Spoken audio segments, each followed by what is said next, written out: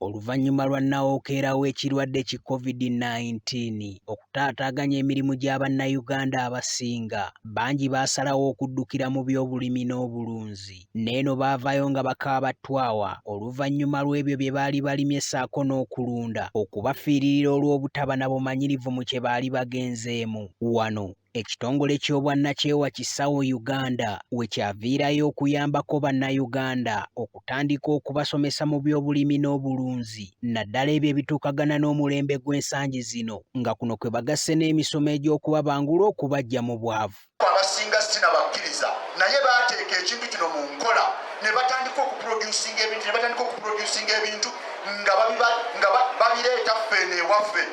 Bwe batandika okubeera productive fene tusigala nga tuli ba consumers. Singa mbabuuza wano bameka abalina Samsung phones. If I ask how many are holding Samsung phones, ojja kwekanga almost 70% mwena mukutte Samsung phones. You realize that 70% we have Samsung phones. Samsung phones zikolebwa South Korea. They are made out of, from South Korea.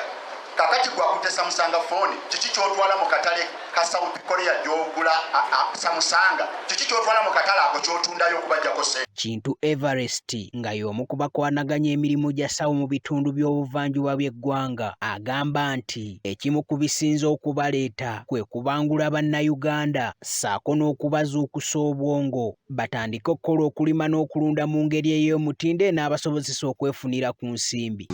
Tuli balimi, ekyo kitukwasa nsonyi okweyita abalimi. Ekitongole kino kya byabulimi kisomesa abantu okulima n'okulunda okw'omulembe.